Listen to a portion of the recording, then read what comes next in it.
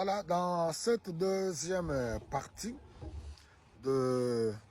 sur le faire attention au leadership de la manipulation, nous avons vu dans 1 Pierre au chapitre 5, le 3 premiers versets.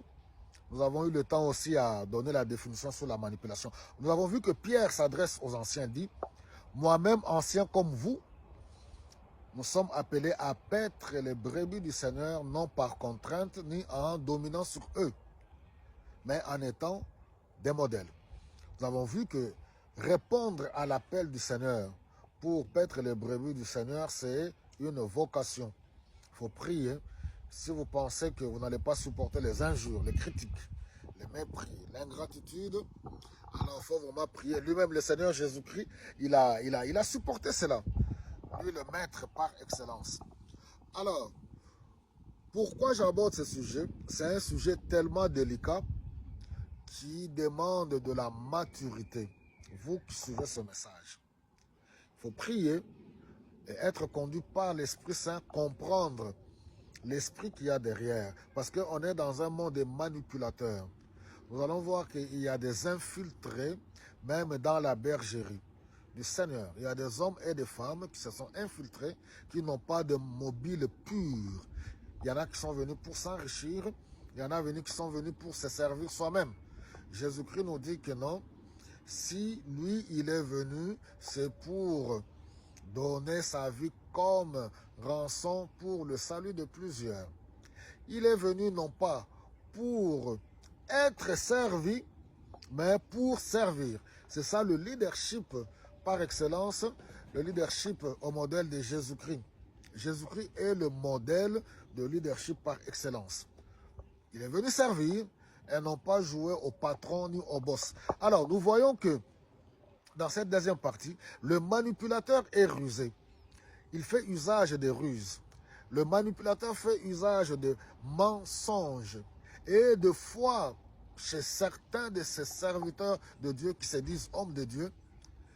Ils sont tellement subtils, il faut des discernements, la maturité, la capacité de pouvoir réaliser que c'est un manipulateur.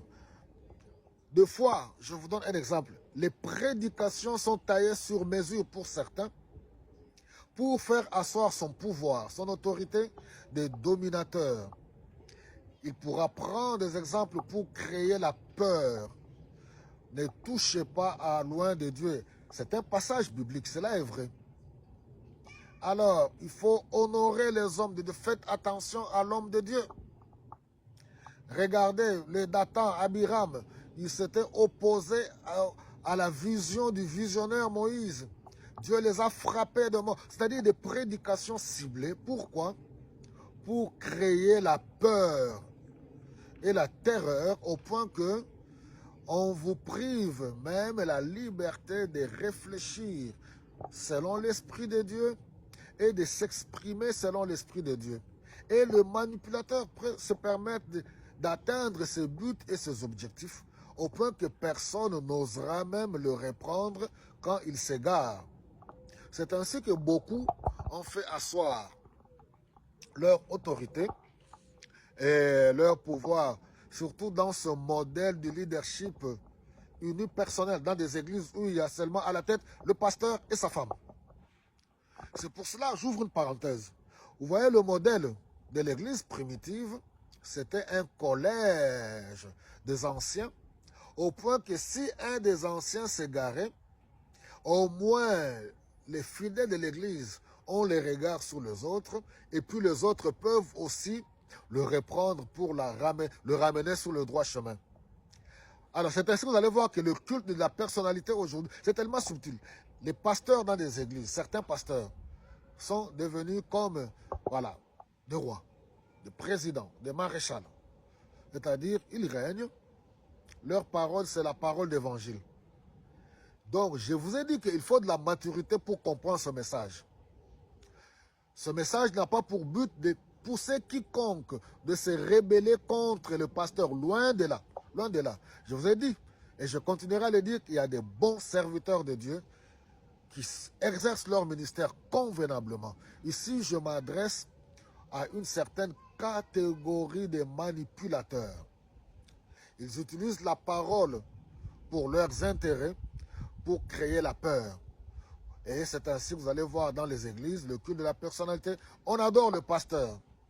On adore la maman pasteur. On adore la famille pastorale. On adore les enfants du pasteur. Et quand vous regardez les Écritures dans le Nouveau Testament, ça n'existe pas.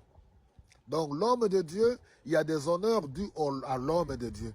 Mais le pasteur, l'homme de Dieu, ne peut pas faire usage de la manipulation en créant la peur. Voilà, ceux qui s'étaient révoltés contre Moïse ont été frappés.